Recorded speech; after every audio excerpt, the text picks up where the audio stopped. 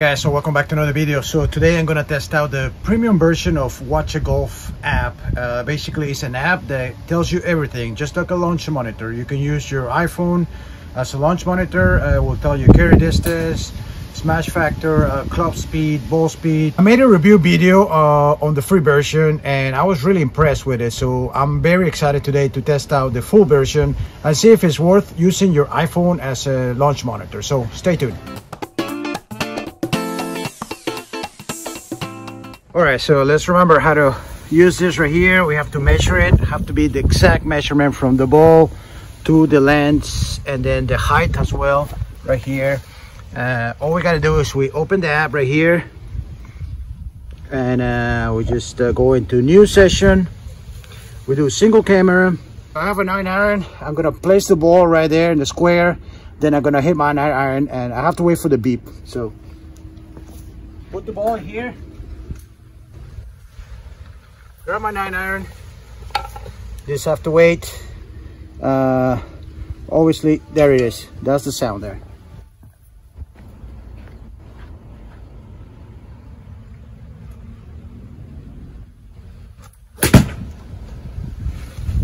Okay. Now we can get a reading and see what it says. 79 club speed, ball speed, smash factor, angle of attack. Let's look at the distance, 146. That was okay. It was a little low launch, so, but one thing that I'm looking at here is that I didn't select the iron, so it's better to select the actual iron. So I'm gonna put 9-iron there. I'm gonna hit another one, so all I gotta do is grab a ball,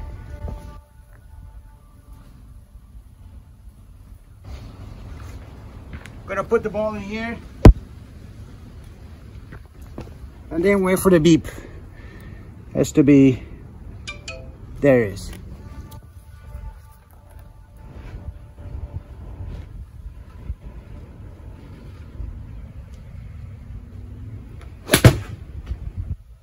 All right, this was pretty good. I think it went a little left. Let's look at the data here. 81 miles an hour, ball speed. Yeah, it was pretty good, better than the one before. A little low still. A lot of spin. Let's look at the distance. Yeah, that looks pretty good, I would say. So it might affect, you know, depends on what iron you choose there. So it might, I guess, the range is going to be better if you choose the iron there. So that was pretty good. I'm going to choose a 7-iron now and see what happens. 7-iron. Gotta go get the ball. Put the ball down here. Grab my 7-iron. Wait for the beep. You gotta wait for the beep. There it is. 7-iron.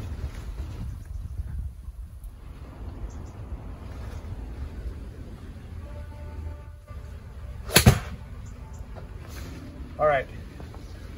I lost that a little bit to the right, but it was stroked pretty good, I would say. So let's look at it. 84 miles an hour, 124 ball speed. Smash was pretty good. Angle of attack, launch angle. Let's look at the distance. 178, I would say maybe that was like more like 160, I would say. So maybe here, I don't think it carried 178. I would say it was pretty good because I kept the launch low, but I would say that it was just a little bit, it was probably like 165, I would say, instead of 178. Okay, that may be due to the alignment. See how it says 1 degree? We have to just keep it really level here. So it says 1 degree. Now it's about right. Well, no, you got to get it really good like that. See, now it's a little better, I would say. It's within the range. So let's hit another one right now with the 7-iron again. Put the ball in there. Wait for the beep. Maybe the ball is not exactly in the square, I would say. So that may have to do with it as well. I'm gonna have to arrange it a little better. Let's see if I can, if I move this a little more like that way, and then maybe lower this like that. Let's see if that gets a better reading. Now it's 0. Let's wait for the beep. There it is. Let's see if we get better readings.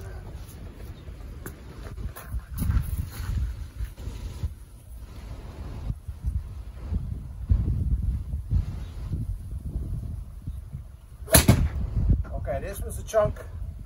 This was pretty bad. So it was no good. It was definitely a chunk a little bit to the right. So I would say yes. 124 is correct. It was pretty bad. I hit before the ball. So club speed, ball speed, smash. So then I can say that it does work on bad shots. So you're not going to get anything that is not true. So maybe by aligning it correctly, I might get better readings. Okay, I'm going to hit another one. So I'm going to put it in here. See if it reads it. I think it needs to be a little more to the left, but we'll see what happens.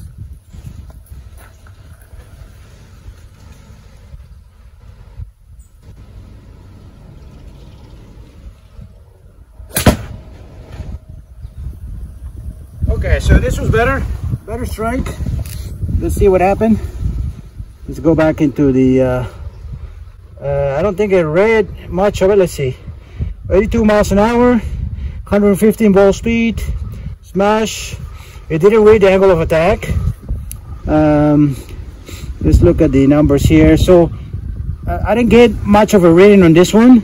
It may be to the due to the dust that you get through the impact. So let me hit another one. Okay, so let's try another one. I'm gonna place the ball there. Gonna hit my 7-iron again. Let's see if it's gonna needs to be okay. Let's hit it.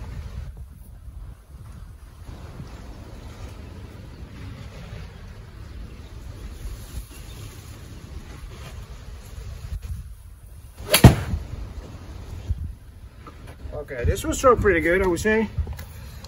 It does take time to read, so there we go. Let's see. This one said 81.4 miles an hour, club speed, 124 ball speed. This was pretty good. It was a little low launch. Okay, I can confirm that. And let's look at 180. I would say this was more probably like 164, 160. It could be close to like 168, I would say, because I kept it really low. I'm not sure if it's 180 like it says here, but it's pretty consistent, I would say, within that range. And I was off the toe, so it was definitely no strike well. Let's look at the numbers here. So I know that I probably went like, I would say 130 or something. Let's look. You gotta just go into the, okay, ball speed, club speed. Look at the ball speed, it just went really, really low. And the carry is probably very low too. 144, I'm not sure, I think that was probably 130, unless it's like rolling, but it was back contact, I gotta tell you. Landing angle, so you got all the info right here. All right, so now I'm gonna hit a 5-iron, see what happens. 5-iron right here, gonna set the ball right there.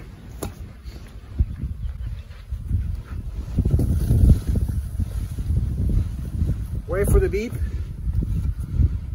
It should be there perfectly now, so let's wait for the beep. There it is, let's hit it.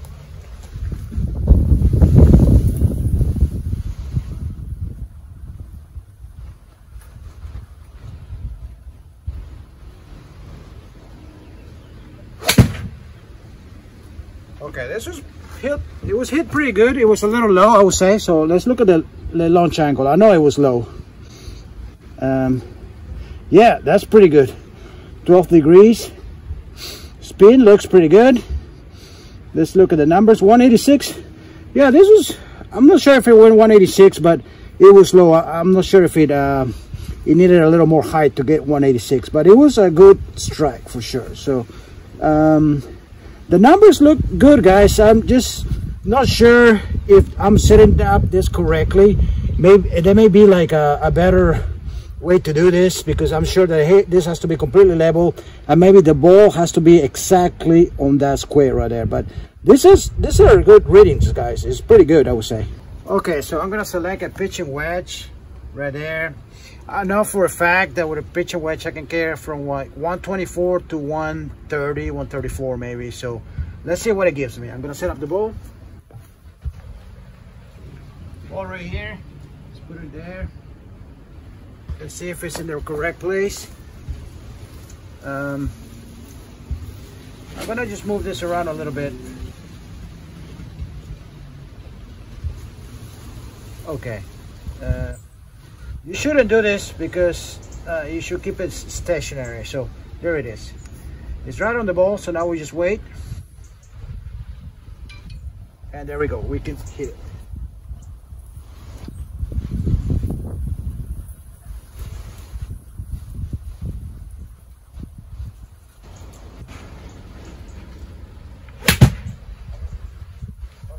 I think that was like 110 because I didn't catch it well, so it was definitely like 110. It felt like 110. So let's look. And that gave me 112. So I said that was pretty good. Definitely impressive. Let's see if I can catch a good one. Here. Okay. Let's see. Okay, it's ready.